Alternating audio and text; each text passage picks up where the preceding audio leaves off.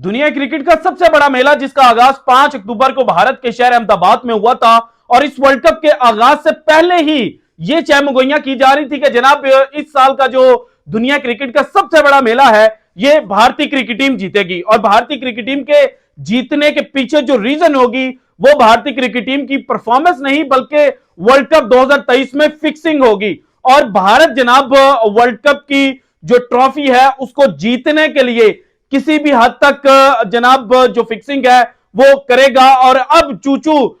जो world cup है वो अपने अख्ताम की जानिब जा रहा है। तो ये बात कहीं ना कहीं जनाब सच साबित होती हुई भी दिखाई दे रही है क्योंकि भारतीय क्रिकेट टीम ने अब तक जितने भी इस वर्ल्ड कप में मैचेस खेले हैं वो ऑलमोस्ट वन साइडेड मैचेस थे और भारतीय टीम की जनाब जो 8 मैचेस के अंदर परफॉर्मेंस है उसको लेकर इस वक्त सोशल मीडिया के ऊपर एक हंगामा जो है वो बर्पा हो चुका है। पाकिस्तान के अंदर से पाकिस्तान के जो साबिक टेस्ट क्रिकेटर हसन रजा साहब हैं उन्होंने आवाज उठाई थी और कहा था कि कहीं ना कहीं मुझे यह लगता है कि शायद जो बॉल फिक्सिंग है वो की जा रही है। सो आज की वीडियो में मैं आपके सामने कुछ फैक्ट्स रखने जा रहा हूं कि किस तरह से भारतीय बॉलर जो हैं वो इस वर्ल्ड कप में जनाब तबाही मचा रहे हैं। उस तबाही मचाने के पीछे रीजन क्या है, उसके पीछे का जो सबसे बड़ा कारण है वो क्या है और उसके बाद आप डॉट्स को खुद ही लिंक कर लीजिएगा, आपको समझ लग जाएगी कि क्या वाकई ये वर्ल्ड कप 2023 जो है वो फिक्स है या नहीं। लेकिन सबसे पहले जो आज की वीडियो में मैंने बात करनी है वो जनाब जो इस वक्त मैच चल रहा है बांग्लादेश और श्रीलंका के मबैन, उसके अंदर एक ऐसा जनाब इवेंट हो चुका है और भारतीय जो श्रीलंकन क्रिकेटर और एक्स कप्तान थे एंजेलो मैथ्यूज उनका जो आउट हुआ है और जिस तरह से एक नई कंट्रोवर्सी पैदा हो चुकी है तो उसको लेकर यह बात की जा रही है कि अब आईसीसी को कुछ नए रूल जो है वो बनाने पड़ेंगे और अभी तक जो अक्सर शायकीन क्रिकेट है उनको समझ ही नहीं लगी कि एंजेलो मैथ्यूज जो है वो आउट क्यों हुए। सो सबसे पहले मैंने आपके साथ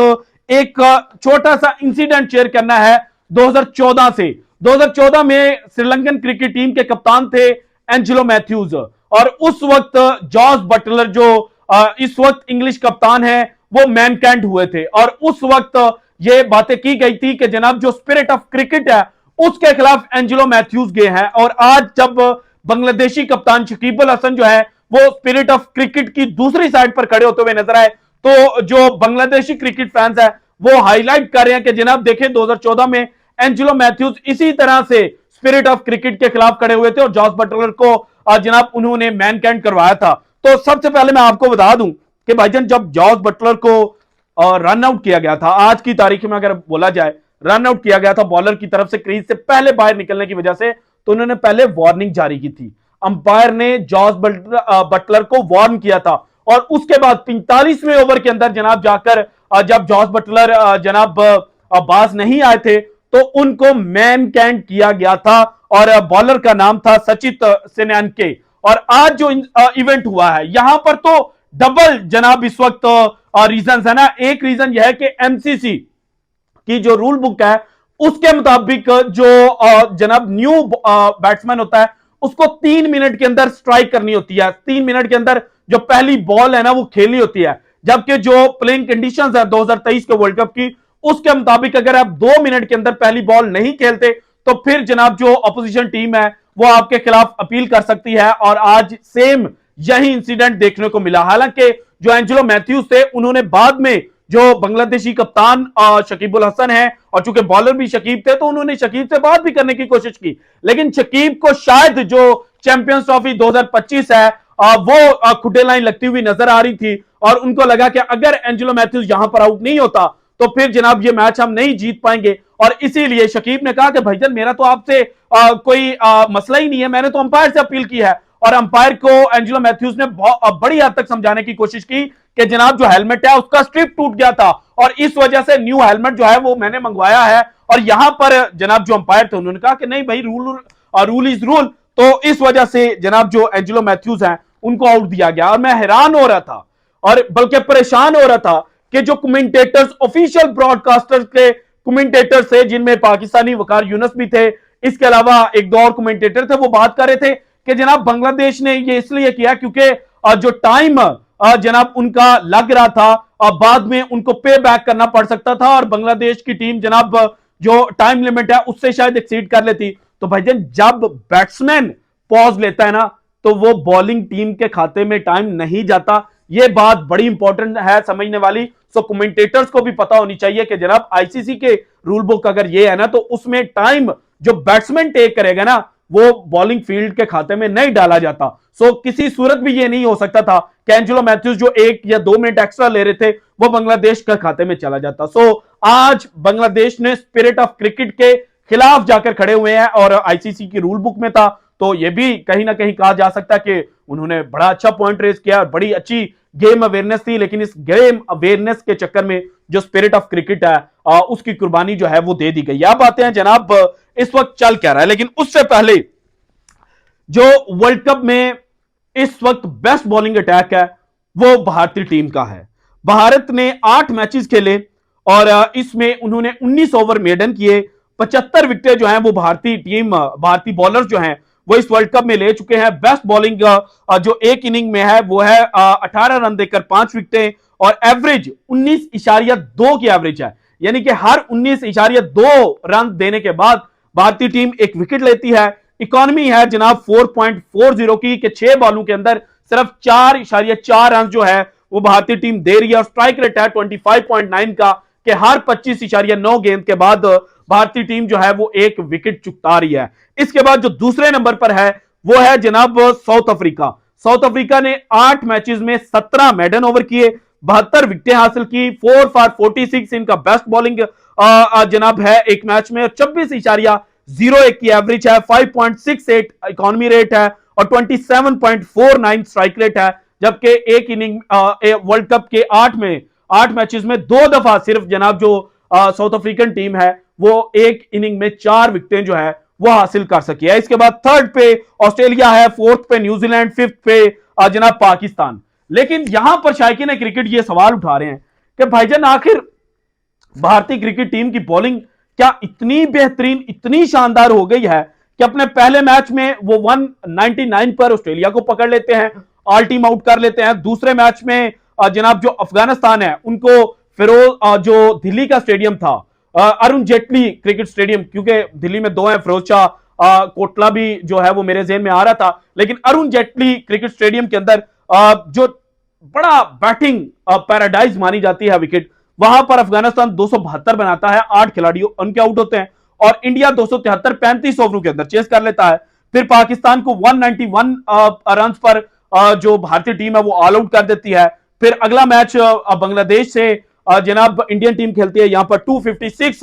जो रन हैं वो बांग्लादेश करता है और सिर्फ 41.3 ओवर्स में जो बांग्लादेश है वो ये रन चेस भी करवा देता है। फिर न्यूजीलैंड को 273 पे ऑल टीम आउट और जो न्यूजीलैंड के खिलाफ इंडियन टीम है वो 48 ओवरों में 273 का टारगेट अचीव कर लेती है। फिर इंग्लैंड को 229 फॉर 9 पर जो इंडियन टीम है वो पकड़ करती है इंग्लैंड के खिलाफ और 129 पर ऑल टीम आउट हो जाती है इंग्लैंड की। फिर श्रीलंका के खिलाफ इंडियन टीम 357 बनाती है और श्रीलंकन टीम 55 पर ढेर हो जाती है। फिर जनाब इंडियन टीम जो है वो अपने आखिरी मैच में 326 बनाती है और साउथ अफ्रीका जो है वो 83 पर ऑल टीम आउट हो जाती है। अब ये जो आखिरी 2 मैचेस इंडियन टीम ने खेले, यहां पर शायकीन क्रिकेट ये सवाल उठा रहे हैं कि शायद एक डिफरेंट जो गेंद है वो दी जा रही है, शायद एक रेड बॉल जो है वो व्हाइट बॉल के अंदर कवर करके दी जा रही है। तो मेरा यहां पर थोड़ा सा इख्तलाफ है, क्योंकि अगर इंडियन क्रिकेट टीम की परफॉर्मेंस को देखा जाए और जो जनाब ये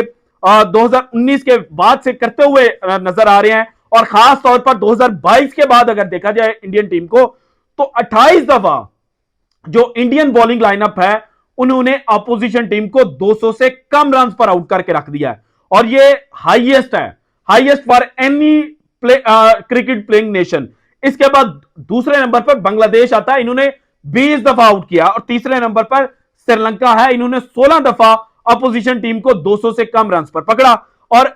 खास तौर पर जनाब जो 100 से कम रन पर पकड़ने वाला एक कैलेंडर ईयर के अंदर रिकॉर्ड है ना, वो भी इंडिया के पास है। 4 दफा जनाब ये 100 से कम रन पर अपोजिशन टीम को पकड़ चुके हैं। पहली दफा इन्होंने 15 जनवरी 2023 को पकड़ा था श्रीलंका को 73 पर, फिर 17 सितंबर 2023 को एशिया कप 2023 के फाइनल वाले दिन 50 पर श्रीलंका को पकड़ लिया, फिर 2 नवंबर 2023 को जनाब 55 रन पर श्रीलंका को पकड़ लिया और फिर 5 नवंबर 2023 को 83 रन के ऊपर साउथ अफ्रीका जो है उनको पकड़ लिया। और इंडिया की अगर आप पोस्ट 2019 वर्ल्ड कप के परफॉर्मेंस को बाइसेक्ट करें, तकसीम करें और डिफरेंट फेजेस के अंदर देखें तो आपको समझ लगेगी कि इंडिया इस वर्ल्ड कप में इतनी अच्छी बॉलिंग क्यों कर रहा है। क्योंकि अगस्त 2019 से लेके 2021 तक जो इंडियन टीम है उन्होंने 129 विकेटें जो है वो हासिल की, 4 for 31 इस जनाब 2 साल टेन्योर के अंदर बेस्ट इनका बॉलिंग फिगर था। फिर एवरेज थी 44.70 की, फिर इकोनॉमी रेट था 6.15 और स्ट्राइक रेट था 43.64 का। और एक दफा भी इनिंग के अंदर पंजा जो है वो भारतीय बॉलर्स ने नहीं लगाया था। और जब अगस्त 2022 शुरू होता है, जनवरी 2022 से लेके सितंबर 2023 तक, तो फिर भारतीय टीम ने 343 विकेट इस टेन्योर के अंदर ली हैं। 6 for 19 इनका बेस्ट है, 26.08 की एवरेज है। यानी कि पहले 2 सालों में माजरत पोस्ट वर्ल्ड कप 44 की एवरेज, 2022-23 में एवरेज गिरती है 26 पर आ जाती है। फिर इकोनॉमी रेट 6.15 का पहले 2 सालों में, फिर 2022 से लेकर 2023 तक इकोनॉमी रेट 5.24 पर आ जाता है। फिर स्ट्राइक रेट 29.8 पर गिर जाता है, जो पहले 2 सालों में 43.6 पर था। और 11 दफा जनाब 4 विकेटें एक इनिंग में ली जाती हैं और 4 दफा पंजे जो हैं वो भारतीय बॉलर्स की जानिब से लिए जाते हैं। और इस वर्ल्ड कप में 75 विकेटें, 5 for 18 बेस्ट, 19.02 की एवरेज है और इकोनॉमी रेट है 4.40 और स्ट्राइक रेट है 24.9 और 2 दफा 4 विकेटें और 3 दफा पंजे जो हैं वो भारतीय टीम लगा चुकी है। सो भारतीय टीम जो है उन्होंने 2022 के बाद ज्यादातर क्रिकेट जो है वो अपनी होम कंडीशंस में खेली है। सो उनको पता था कि वर्ल्ड कप हमने अपने घर में खेलना है और 2011 के बाद से अभी तक जनाब हम जो ट्रॉफी है वो नहीं ले पाए ओडीआई के अंदर। सो हमने इस ट्रॉफी को जीतना है, इसलिए इन्होंने जो 2022 है उसमें ही 2023 के वर्ल्ड कप की तैयारी करना शुरू कर दी थी। और अपोजिशन टीम्स की जो कमजोरी है उसके मुताबिक इन्होंने 2022 में विकेट प्रिपेयर करना शुरू कर दी और जनाब अपने बॉलर्स को इन्होंने फुल टाइम दिया कि आप जाएं और दूसरी टीम्स की जो कमजोरी है उसको पकड़ें, उसके ऊपर जाकर खेलें। और इसीलिए भारतीय टीम जो है उनके बॉलर्स इस वर्ल्ड कप में इतना बेहतर परफॉर्म कर रहे हैं। और इसके अलावा जो 2022 में चूंकि इनकी बायलैटरल सीरीज होती थी, बायलैटरल में जो कंडीशंस हैं, जो पिच है वो जनाब जो मेजबान मुल्क है उन्होंने बनानी होती है। लेकिन 2023 में आईसीसी का इवेंट होने के बावजूद जो पिचेस हैं वो भारतीय क्यूरेटर्स जो हैं वो बना रहे हैं और भारत को हेल्प करने वाली जो पिचेस है वो बनाई जा रही हैं। इसके ऊपर मैं वीडियो जनाब कल आपके सामने रखूंगा और ग्राफिक्स के थ्रू आपको चीजें समझाऊंगा कि किस तरह से इस वर्ल्ड कप में जो पिच फिक्सिंग है वो की जा रही है, बॉल फिक्सिंग के जो जनाब इल्जामात हैं उनके खिलाफ या उनके हवाले से मुझे सबूत नहीं मिले। सो इसलिए मैंने बेहतर समझा कि आप तक जो फैक्ट्स है वो पहुंचा दिए जाएं। So this is it from today's episode. अगर आपको वीडियो पसंद आई तो लाइक कीजिएगा, ज्यादा से ज्यादा शेयर कीजिएगा, अपनी कीमती राय का इजहार लाजमी कीजिएगा और अगर आपने अभी तक चैनल को सब्सक्राइब नहीं किया तो कर दें। शुक्रिया, अल्लाह हाफिज।